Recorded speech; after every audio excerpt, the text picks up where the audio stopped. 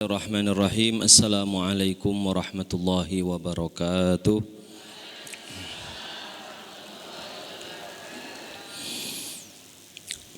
Alhamdulillah. Alhamdulillahilladzi bi ni'matihi tatimmus shalihat wa bi dzikrihi tatanazzalur rahmati wal barakat. Asyhadu an la ilaha illallah wahdahu la syarika lah khaliqul ardi was samawat. Wa asyhadu anna sayyidana wa nabiyyana Muhammadan abduhu wa rasuluh sayyidus sadat wa khairul bariyat. Allahumma fassalli wa sallim wa barik wa karim wa majid wa azim ala sayyidina Muhammadin miftahi babi rahmatillah adada ma fi ilmillah salatan wa salaman daimaini bidawami mulkillah wa ala alihi wa sahbihi wa man walah. Subhanakallahumma la ilma lana illa ma 'allamtana innaka antal alimul hakim wa tub 'alaina innaka antat tawwabur rahim. Allahumma arinal haqqa haqqan warzuqna ittiba'ah wa arinal batila batila warzuqna ijtinabah wa la taj'alhu 'alaina mushtabihan fanattabi'al hawa. Allahumma 'allimna ma yanfa'una wanfa'na bima 'allamtana wa zidna min ladunka 'ilma. Rabbi syrah li sadri wa yassir li amri wahlul 'uqdatan min lisani yafqahu qawli wa saddid lisani wahdi qalbi jahin nabi wal ali washabbi amma ba'du. Yang saya hormati dan saya muliakan ibu-ibu para jamaah Majelis Ta'lim Mihrab Maryam yang mudah-mudahan senantiasa mendapatkan rahmah dan maghfirah dari Allah Subhanahu wa taala. Alhamdulillahirabbil alamin, kita sangat memanjatkan puji dan syukur kehadirat Allah Subhanahu wa taala yang kembali pada kesempatan pagi hari ini mengumpulkan kita di dalam salah satu tempat terbaik di muka bumi ini, yaitu rumah Allah Subhanahu wa taala, untuk sama-sama kita menuntut ilmu, mengharapkan ridha dari Allah Subhanahu wa taala. Semoga setiap langkah yang kita langkahkan akan menjadi jalan untuk meningkatkan keimanan kita kepada Allah, meningkatkan derajat kita di sisi Allah, menghapuskan dosa-dosa kita, dan menjadi jalan untuk dipermudahkannya kita mendapatkan surga Allah Subhanahu wa taala. Amin ya rabbal alamin. Sebagaimana yang diingatkan oleh Rasulullah sallallahu alaihi wasallam dalam hadis yang sahih, man salaka tariqan yaltamisu fihi ilman sahhalallahu lahu tariqan ilal jannah. Barang siapa yang menempuh jalan mencari ilmu, maka Allah akan mudahkan baginya jalan menuju surga. Mudah-mudahan Allah Subhanahu wa taala memasukkan kita semua ke dalam surganya. Amin ya rabbal alamin. Salat dan salam senantiasa kita haturkan pula kehadirat junjungan agung Nabi besar Muhammad sallallahu alaihi wasallam beserta keluarga, para sahabat dan seluruh pengikut setia beliau hingga hari akhir. Ibu-ibu yang saya muliakan, materi yang akan saya sampaikan pada kesempatan pagi hari ini adalah tentang bulan Muharram dan keutamaannya. Saat ini kita berada di awal bulan Muharram, ya tepatnya kita ada di tanggal 4 bulan Muharram tahun 1447 Hijriah. Jadi Muharram ini merupakan bulan pertama di dalam kalender Hijriah atau kalender Islam. Bulan Muharram dinamakan demikian, yaitu Muharram, ya, berasal dari kata harrama yuharrimu yang artinya mengharamkan. Ya, Muharram artinya yang diharamkan. Diharamkan untuk apa? Diharamkan untuk menumpahkan darah dan untuk memulai peperangan, ya, untuk memulai peperangan. Kalau melawan agresi musuh pada bulan ini tidak ada masalah, ya, tapi kalau memulai maka itu dilarang. Tapi larangan ini berlaku dulu di awal-awal Islam. Selanjutnya turun ayat di dalam Al-Quran yang mengizinkan bagi kaum muslimin berperang melawan orang-orang yang ingin menghancurkan Islam di mana saja dan kapan saja, termasuk di bulan haram ini. Allah Subhanahu wa taala berfirman, waqtulul musyrikina haitsu wajadtumuhum, ya, bunuhlah atau perangilah orang-orang musyrik itu dimanapun kalian mendapatinya.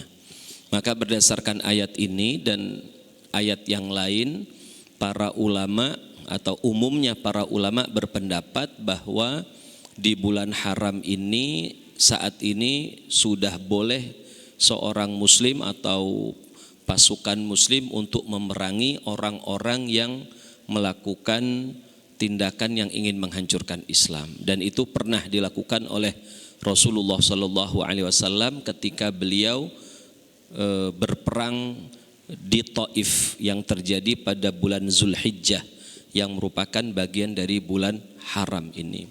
Jadi saya ulangi kembali, bulan Muharram ini ya, awalnya dahulu ketika pertama kali dinamakan oleh bangsa Arab, dinamakan demikian Muharram atau diharamkan karena bangsa Arab dahulu melarang atau mengharamkan penumpahan darah atau memulai peperangan.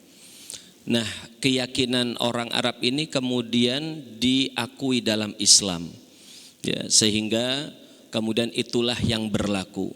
Tapi pada akhirnya hukum itu kemudian direvisi atau diganti oleh Allah Subhanahu wa taala menjadi kebolehan untuk berperang di dalam bulan haram. Ya, ini pendapat umumnya para ulama, ya. Jadi bulan Muharram, begitu juga bulan-bulan Islam yang lain, para hadirin, yang membuat nama untuk bulan-bulan itu bukan Rasulullah SAW, juga bukan kaum muslimin atau salah seorang khalifah Islam, bukan. Tapi yang membuatnya adalah bangsa Arab pra-Islam. Ya, tepatnya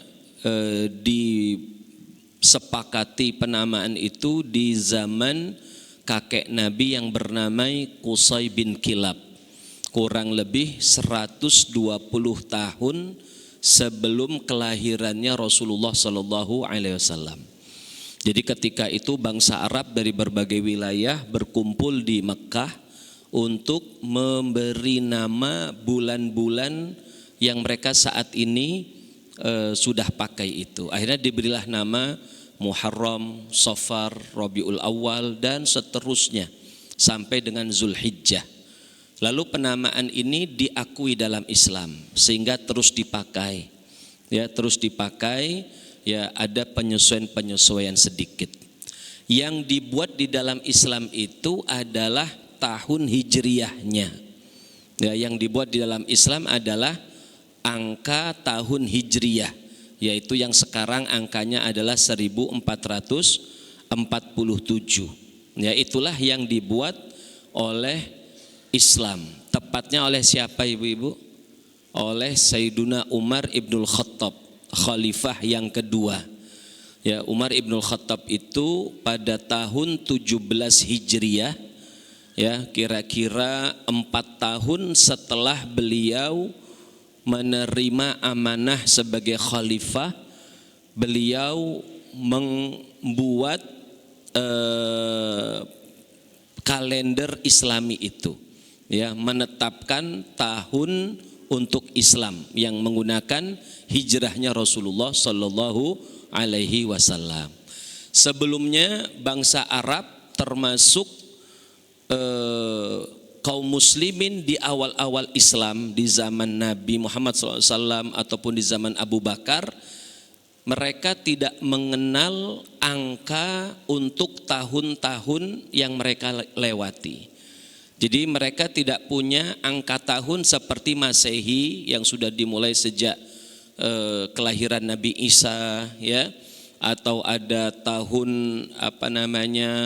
India yang disebut dengan tahun Saka, ya.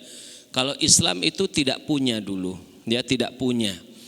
Lalu mohon maaf, ya Islam di awal-awal tidak punya, baru di zaman Umar dibuat oleh Sayyiduna Umar ibnul Khattab. Ya, jadi di zaman Nabi maupun sebelum Nabi Muhammad SAW, orang menandai tahun itu sesuai dengan peristiwa yang paling dominan, yang paling besar terjadi di zaman itu. Ya, misalnya kita sering mendengar kalau kita menghafal kelahiran Nabi, ya kita katakan Nabi Muhammad itu lahir pada hari Senin tanggal 12 Rabiul Awal tahun gajah. Ya, di tahun berapa tahun gajah itu? Nggak ada yang tahu, ya. Karena memang bangsa Arab tidak ada yang kenal angka untuk tahun, belum ditetapkan. Ya. Nah, peristiwa tahun gajah itu karena pada tahun itu ada pasukan gajah ya yang dipimpin oleh Abrahah dari Yaman ingin menghancurkan Ka'bah.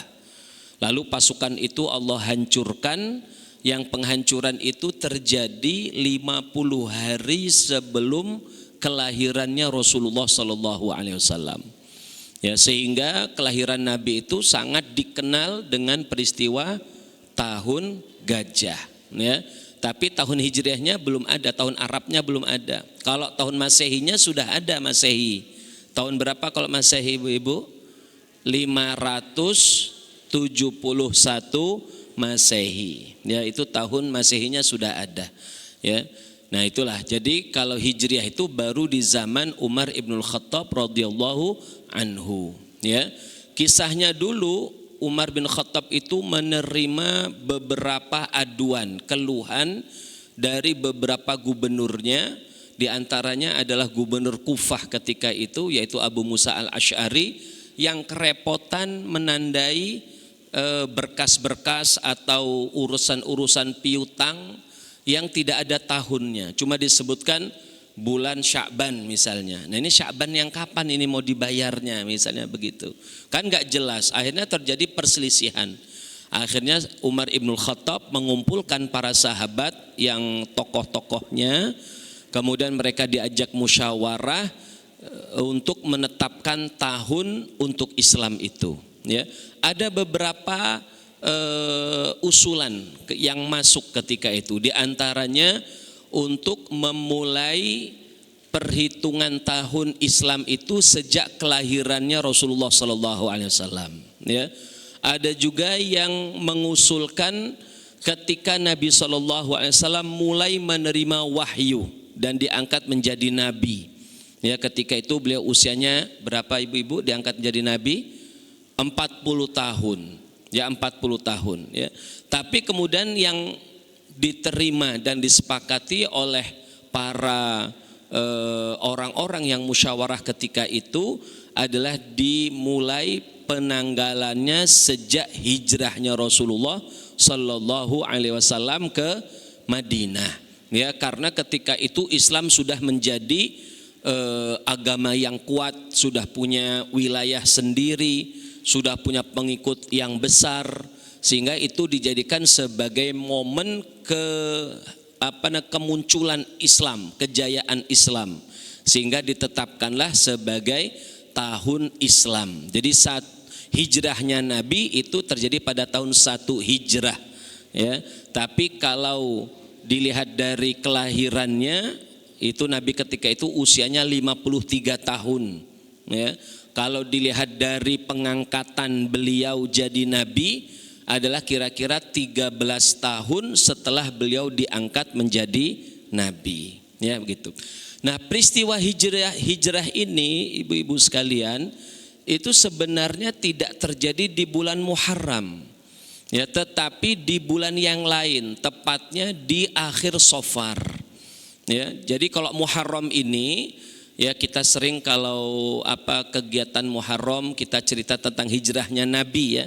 Tapi sebenarnya hijrahnya Nabi itu bukan di bulan Muharram, tetapi hijrah Nabi itu di akhir Safar, kurang lebih 3 hari sebelum habisnya bulan Safar.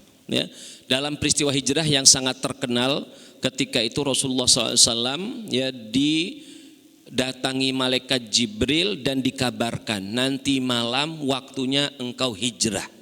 Ya, langsung Rasulullah SAW siang hari itu setelah mendapatkan perintah dari Allah Subhanahu Wa Taala melalui malaikat Jibril, beliau menghubungi Abu Bakar yang memang sudah siap-siap mereka berdua itu untuk berhijrah. Tinggal nunggu momennya saja, tinggal nunggu waktunya saja. Akhirnya mereka bersiap-siap, ya, semua persiapan sudah dibuat. Kemudian beliau kembali ke rumah dan malam hari itu rumah Rasulullah SAW dikepung oleh 11 atau 12 pemuda kafir Quraisy. Mereka ini diutus oleh sukunya masing-masing untuk membunuh Rasulullah SAW secara bersama-sama. Ya, kalau dibunuh secara bersama-sama, maka keluarga Nabi yaitu Bani Hashim dan Bani Muttalib tidak berani untuk menuntut tebusan nyawa juga. Karena dulu ada sebuah tradisi bangsa Arab, ya, yang kemudian diakui dalam Islam, yaitu hukum kisos. Kisos itu kalau ada seorang membunuh orang lain dengan cara yang zalim, maka si pembunuh juga harus dihukum sama-sama dibunuh, supaya impas, supaya sama hukumannya. Itu namanya hukuman kisos. Hukuman kisos ini, ibu-ibu, dulu merupakan keyakinan dan tradisi bangsa Arab pra-Islam. Itu sudah ada. Ya, ketika Islam datang, ya, Allah Subhanahu Wa Taala kemudian menerima tradisi itu dengan beberapa penyesuaian. Ada beberapa hal yang dirubah. Tapi secara umum kisos itu ada. Ya, dan itu berasal dari hukum yang berlaku sebelum datangnya Islam. Nah, kembali lagi ke cerita Nabi tadi. Jadi orang-orang Quraisy itu sepakat untuk membunuh Nabi, ya, dari setiap perwakilan suku. Sehingga kalau mereka semua ikut berkongsi bersekutu untuk membunuh, maka keluarga Nabi nggak ada yang berani minta tebusan nyawa. Akhirnya yang mereka akan berikan hanya sekedar diat. Diat itu artinya denda kematian. Ya, denda kematian. Cuma bayar diat saja, nanti ditanggung bareng-bareng. Ya, seperti itu. Nah, akhirnya singkat cerita, mereka 12 pemuda itu berkumpul di rumah Rasulullah SAW dikepung, ya. Tetapi mereka tidak langsung mendobrak rumah Rasulullah SAW. Mereka rencananya nunggu Nabi tidur, pintunya dibuka pelan-pelan. Kemudian mereka punya pedang semua ditusukkan bareng-bareng ke tubuhnya Rasulullah. Itu rencana mereka seperti itu, ya. Jadi mereka sudah nunggu lama di luar begitu sambil sembunyi, nunggu Nabi tidur, ya, nunggu lampu di rumah dimatikan. Berarti Nabi sudah siap istirahat. Tapi enggak mati-mati malam hari itu, ya. Karena Nabi sudah dikasih tahu kan, ya. Dan sebelumnya Rasulullah SAW sudah memanggil Ali bin Abi Thalib. Ali bin Abi Thalib ini statusnya sepupu Nabi, ya, tetapi lebih muda usianya. Diminta Ali itu yang ketika itu usianya kira-kira 19 tahun untuk tidur di ranjangnya Rasulullah SAW dan memakai selimutnya Rasulullah SAW ketika itu. Ini bukan rencananya Ali mau dijadikan sebagai umpan, ya, bukan, ya, tapi supaya terlihat bahwa Nabi masih tidur di tempat tidurnya, ya. Akhirnya ketika waktu yang sudah ditentukan, ya, kemudian beliau Rasulullah SAW siap-siap mau keluar rumah. Kemudian beliau ambil pasir dari dalam rumahnya, ya. Kemudian beliau tiupkan pasir itu ke arah pemuda-pemuda yang mengitari rumahnya melalui celah di pintu rumah beliau, ya.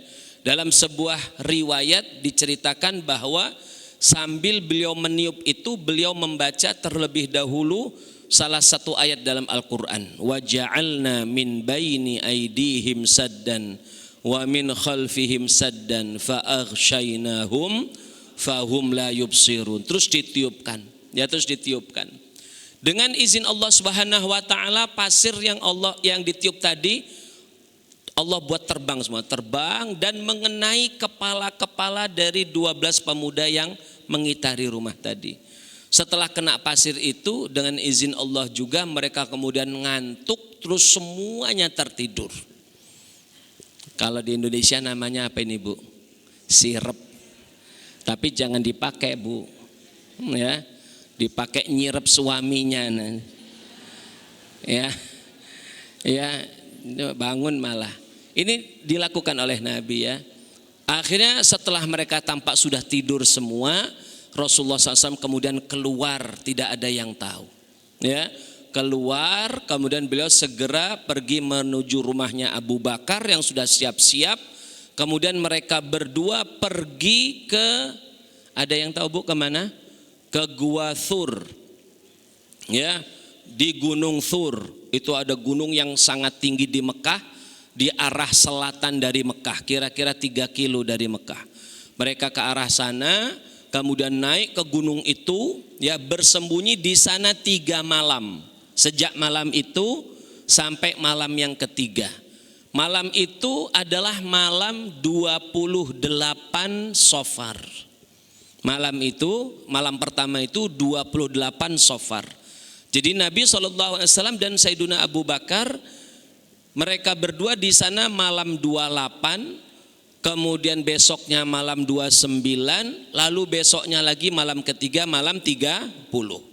Ya, setelah 3 hari orang-orang Quraisy yang sedang mencari-cari beliau dengan begitu hebatnya sambil memberikan hadiah besar. Ya, hadiahnya siapa yang bisa menangkap Nabi akan diberikan hadiah 100 ekor unta yang besar-besar. Ya, yang mahal-mahal. Unta itu mahal, jauh lebih mahal dari sapi biasa, Bu. Ya, kalau unta biasa yang dijadikan korban itu kalau di Mekah biasanya ketika musim haji harganya kira-kira sekitar 5.000 real. Ya, kalau dikurskan ke dalam rupiah kira-kira sekitar 20-an juta. Itu unta yang kecil. Kalau unta yang besar mahal lagi. Ya, kalau unta yang kecil itu saja 20 juta dikali 100. Jadi berapa nilainya kira-kira, apa namanya sayembaranya ini? 2 miliar, ya 2M yang bisa nangkap Nabi atau menangkap Abu Bakar hidup atau mati diberikan untuk satu orangnya 2M. Wow, luar biasa ketika itu orang-orang nyari. Nabi bersembunyi 3 hari di situ. Lalu setelah malam ketiga, pagi harinya beliau masih bertahan karena nggak berani keluar kalau siang-siang. Ya.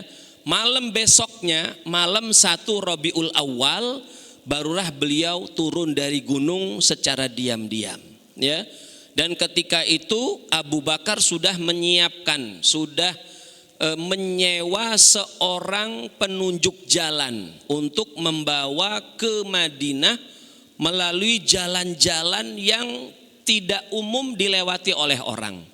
Kalau bahasa kita jalan-jalan tikus lah, ya, bukan jalan umum. Ya, akhirnya disewa orang itu namanya Abdullah bin Uraiqid. Ya, mereka kemudian bertiga menunggangi unta, langsung untanya bergerak dengan tergesa-gesa dengan cepat supaya tidak diketahui oleh orang-orang kafir Quraisy. Ya, singkat cerita, itu malam berapa tadi? Malam 1 Rabiul Awal. Ya, 1 Rabiul Awal Nabi meninggalkan Mekah menuju Madinah. Ya. Sampai kira-kira perjalanan sekitar 8 hari, Nabi akhirnya sampai di Quba. Ya, ibu-ibu yang haji dan umrah insya Allah pernah ke Quba ya. Mudah-mudahan kita semua bisa haji dan umrah. Amin. Jadi di Quba itu Nabi sampai hari Selasa. Ya, hari Selasa kira-kira tanggal 8 atau 9 Rabiul Awal. Ya, beliau sampai, kemudian bermalam di tempat itu, tinggal di tempat itu untuk istirahat beberapa hari. Ya, jadi sampainya Selasa, kemudian Rabu masih di sana, Kemis, Jumat. Nah, Jumat ketika sudah agak siang, beliau berangkat menuju Madinah. Selama ada di Quba itu, Rasulullah SAW ya, sempat mendirikan Masjid Quba yang sekarang dia menjadi masjid yang sangat terkenal itu. Sehingga Masjid Quba ini merupakan masjid yang pertama kali dibangun di dalam Islam. Ya, bukan Masjid Nabawi. Masjid Nabawi itu masjid yang kedua setelah nanti Nabi sampai di Madinah. Bukan juga Masjidil Haram atau Masjidil Aqsa, karena dua masjid itu sudah ada sebelum Nabi. Ya, masjid yang ada di dalam Islam ketika Nabi menjadi seorang Nabi dan Rasul itu yang pertama adalah masjid apa? Masjid Quba. Itu masjid yang pertama. Maka dibuatlah Masjid Quba di situ karena ketika itu sudah ada penduduk-penduduk Quba yang Muslim, sudah masuk Islam. Ya, dibangunlah Masjid Quba. Setelah itu hari Jumat sudah agak siang, beliau pergi meninggalkan Madinah, meninggalkan Quba menuju Madinah. Ya, jaraknya enggak jauh, kira-kira hanya sekitar 3 kilo. Ya, enggak jauh. Ya. Nah, tidak lama setelah beliau meninggalkan Masjid Quba itu, baru sebentar, beberapa saat, tiba-tiba waktu zuhur datang. Maka mereka, Nabi SAW dan rombongan ketika itu melaksanakan sholat Jumat di jalan. Ya. Dan jumlah Nabi SAW ketika itu yang berangkat agak banyak. Jadi bukan Nabi dan Abu Bakar berdua saja, tidak. Penduduk Quba yang Islam, yang sudah Islam duluan, ya, yang sudah masuk Islam, ketika itu ada yang ikut rombongan. Begitu juga Rasulullah SAW sebelumnya sudah mengirim utusan ke keluarga beliau di Madinah. Jadi Nabi SAW ini punya keluarga di Madinah, yaitu dari sisi ibunya. Ibu daripada Rasulullah siapa, bunda sekalian? Siti Aminah. Siti Aminah itu keluarga besarnya aslinya dari Madinah, ya, dari suku yang namanya Bani Najjar. Ya. Nah, akhirnya Nabi meminta agar Bani Najjar ini mengirim sejumlah orang untuk mengawal Nabi dari Quba menuju Madinah.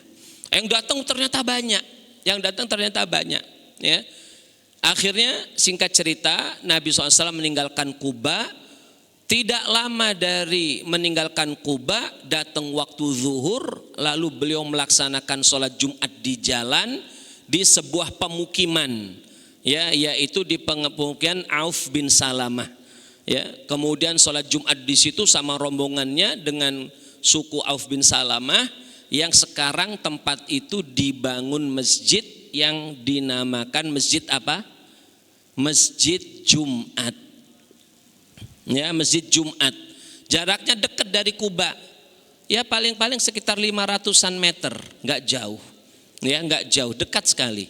Ya, Masjid Jumat. Dan itulah Jumatan Nabi yang pertama.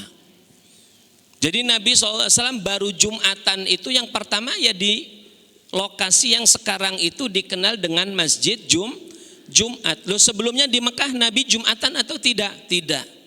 Karena apa? Karena tidak memungkinkan. Padahal sholat Jumat itu sudah diturunkan perintahnya bersamaan dengan perintah sholat 5 waktu. Kapan perintah sholat 5 waktu, ibu-ibu? Ketika Isra Mi'raj. Terjadi beberapa tahun dalam sebagian pendapat sebelum hijrahnya Nabi ke Madinah. Kalau sholat 5 waktu sudah dikerjakan di Mekah, tapi kalau Jumatan belum, karena kondisinya tidak memungkinkan. Kan susah kumpul-kumpul bareng-bareng, terus ada yang khutbah, itu sangat sulit. Ya, akhirnya baru dikerjakan ketika Nabi ke Madinah tersebut. Ya. Setelah sholat Jumat, beliau kemudian melanjutkan perjalanan.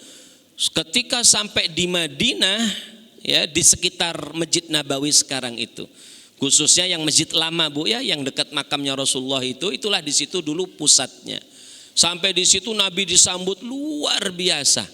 Setiap orang pingin Nabi itu untuk mampir di rumahnya, tinggal di rumahnya. Ya, semuanya minta. Ya, bahkan sebagian ada yang rebutan menarik tali kekang ontanya. Kata Nabi, biarkan, utrukuha, biarkan unta ini. Fa innaha ma'murah, karena unta ini dikendalikan, ada yang merintahnya. Maksudnya siapa? Allah Subhanahu wa taala. Jadi Nabi saja nggak tahu mau berhenti di mana, ya.